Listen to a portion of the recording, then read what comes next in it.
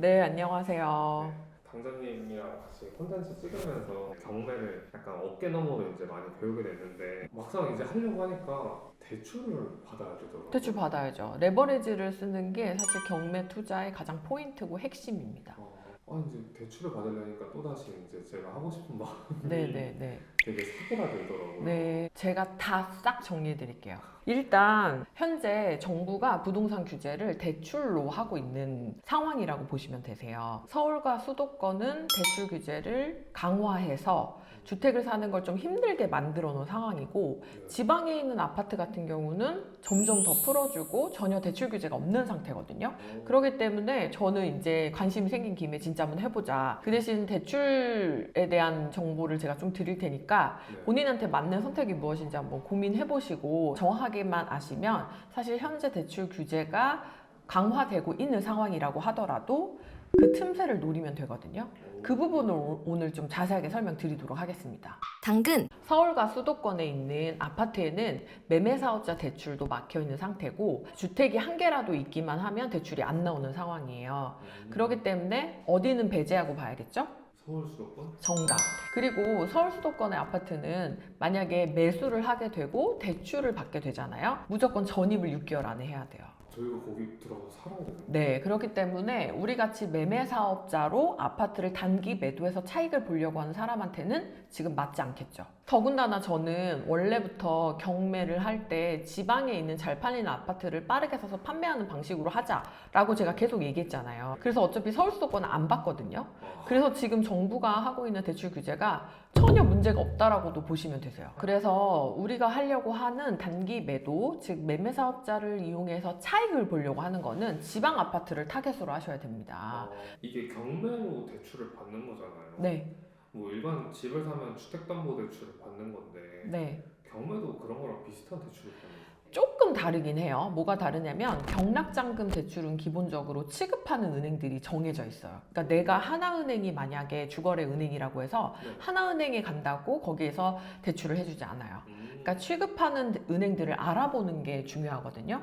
그런데 어디가 경락잔금 대출을 취급하는지 우리가 잘 모르잖아요. 그렇다 보니까 그 사이에서 브릿지 역할을 하는 대출 상담사들이 있어요. 이분들을 통해서 조금 더 좋은 조건으로 대출을 받고 어떤 은행에서 경락잔금 대출을 하고 있는지 확인하고 대출을 진행할 수 있어요. 이게 일반 대출이랑 가장 큰 차이고요. 두 번째는 제가 앞에서 계속 얘기했던 매매 사업자로 대출을 받는 방법이 있거든요.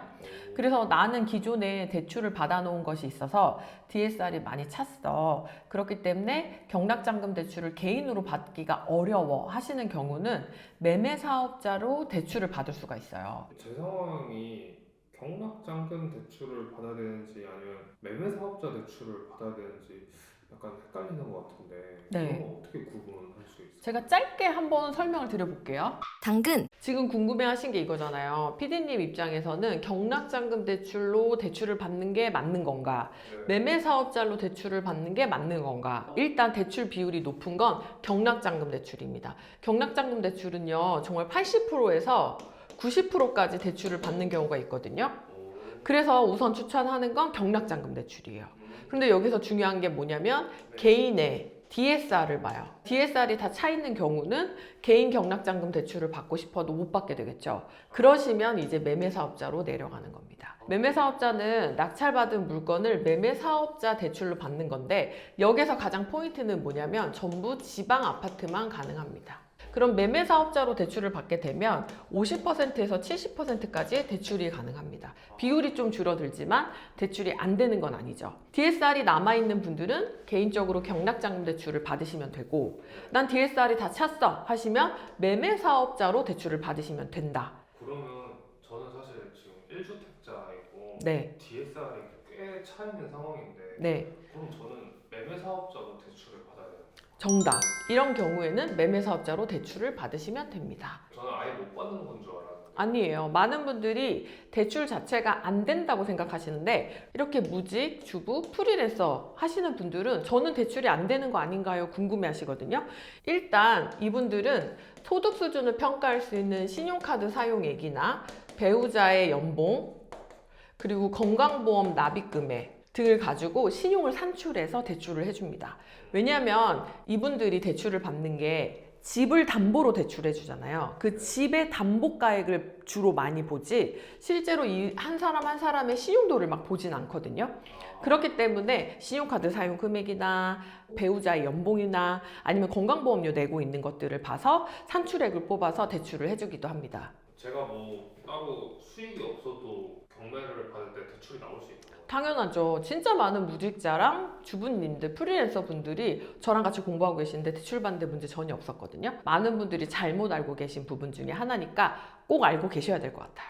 당근, 매매 사업자는 왜 DSR을 안 보는 거예요? 바로 사업자 대출로 대출을 해주기 때문에 그래요. 매매 사업자는 사서 파는 행위를 통해서 집을 재화로 보는 거예요. 그러니까 사과를 사고 팔면 사과 장수, 집을 사고 팔면 집 장수잖아요. 그러니까 이 사람은 집을 가지고 사업을 하고 있다고 보는 거예요. 그렇기 때문에 이 사람이 집을 사는데 대출을 당연히 해줘야겠죠. 사과를 사는데 대출을 해줘야겠죠. 호박을 사는데 대출을 해줘야겠죠. 그렇게 똑같이 보시면 되세요. 이게 규제를 받으면 안 되잖아요. 이 사람은 이걸로 사업 활동을 하고 세금도 알아서 다 내는데 그렇게 보시면 간단하세요. 그렇기 때문에 사업자 대출이 가능하다고 보시면 됩니다.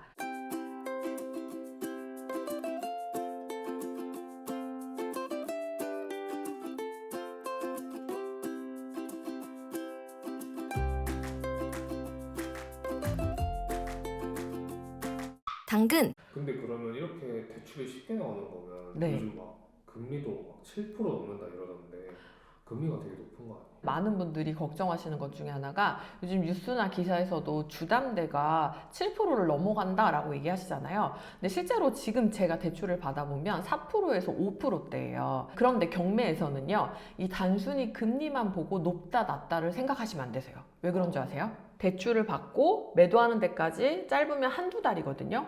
그런데 이 금리는 저렴한데 중도상환 수수료가 높게 되면 중도상환 수수료를 더 많이 내는 경우도 있어요. 그래서 금리가 조금 높다고 하더라도 우리는 이 대출을 짧게 쓸 거니까 중도상환 수수료가 낮은 쪽으로 가는 게 조금 더 유리합니다. 그래서 생각보다 많은 분들이 이 틈새를 공략해서 지방에 있는 아파트를 소액으로 낙찰받고 그리고 대출을 잘 받으셔서 단타까지 매도를 잘 하시거든요. 그러면 이렇게 얘기하실 거예요. 지방에 있는 아파트가 팔려? 지방에서도 팔리는 아파트들을 중점적으로 보시게 되면 계속 지방 아파트는 매력적이지 않아라고 생각하시는 분들은 이게 지방이 될까 하는데 저희는 너무나도 많이 잘 낙찰을 받고 오늘도 매도하셨다고 연락이 왔거든요. 그러니까 잘 고르시면 팔 수가 있다. 결국은 아는 것이 힘이고 정보를 정확하게 인지하시는 게 중요해요. 어떤 사람들은 단순하게 기사만 보고 정부에서 대출 규제 시작해서 이제 안 되는 거 아니야? 라고 생각하는 사람들이 있는 반면 그 틈을 잘 파고 들어가서 여기 부분에서 이렇게 대출을 받으면 되겠네 라고 생각하면서 지방 아파트를 타겟으로 해서 돈을 벌고 계시거든요. 오늘 영상을 통해서 좀 이 부분들이 도움이 되셔서 혹시 막연하게 갖고 있는 대출에 대한 잘못된 생각을 좀 바꿀 수 있는 계기가 되었으면 좋겠습니다. 꿀팁까지 알려드렸잖아요. 네. 자, 근데 어떤 아파트 낙찰 받으실 거예요? 이제 지방에 있는 거. 네. 잘 팔리는 걸 보셔야죠. 팔리는 아파트를 잘 구분해서 입찰하셔야 됩니다. 아무거나 낙찰 받으면 망해요. 그래서 제가 많은 분들이 좀 궁금해 하실 것 같기도 하고 그리고 이런 부분들에 답답증을 느끼시는 분들이 있어서 1박 2일 동안 이틀 동안 경매 라이브를 진행하거든요. PD님 그것 좀 꼭 들어보세요. 제가 알려드렸던 많은 영상들에서 경매 꿀팁을 좀 풀어드렸거든요. 그래서 사실 그런 내용만 가지고도 충분히 경매를 하실 수는 있거든요. 그렇지만 조금 더 체계적으로 그리고 경매에 대한 전반적인 내용들을 다 다뤄드리고 매매 사업자와 관련된 궁금해하시는 부분들을 시원하게 긁어드릴 예정이니까 그래서 첫째 날은 경매에 대해서 전체적으로 제가 다시 풀어드릴 거고요. 네. 둘째 날은 매매 사업자를 어떻게 운영하는지 매매 사업자를 통해서 어떻게 단기 매도 수익을 올리는지 이런 꿀팁까지 다 알려드릴 예정이니까 1박 2일 동안 진행하는 경매 라이브 꼭 참여하셔서 함께 하셨으면 좋겠습니다. 내가 다 할 수 있겠다 싶어서 법원에 가셔도 막상 법원에 가면 머리가 새하얘지거든요. 그래서 라이브 통해 가지고 조금이라도 더 지식을 쌓고 가시면 아마 머리가 새하얘지는 일은 없으실 것 같아요. 제가 사실은 경매한 지 10년이 됐어요. 근데 최근에 댓글에 당근님 숙박업만 하시는 분 아닌가요? 이제 경매도 시작하시나요? 라고 올리시는데 저 경매로 돈 번 사람입니다. 제가 그 꿀팁을 여러분들께 이제 가감없이 풀어드리도록 하겠습니다. 제가 그동안 숙박과 에어비앤비 집중하느냐고 경매와 관련된 이야기를 많이 안 하다 보니까 이제 경매 시작하는 건가? 라고 착각하시고 보시는 분들이 계시더라고요. 저 경매한 지 10년 됐습니다. 여러분들한테 꿀팁 그리고 제가 갖고 있는 노하우를 컨텐츠를 통해서 많이 풀어드리도록 할 테니까 관심 많이 가져주세요. 감사합니다.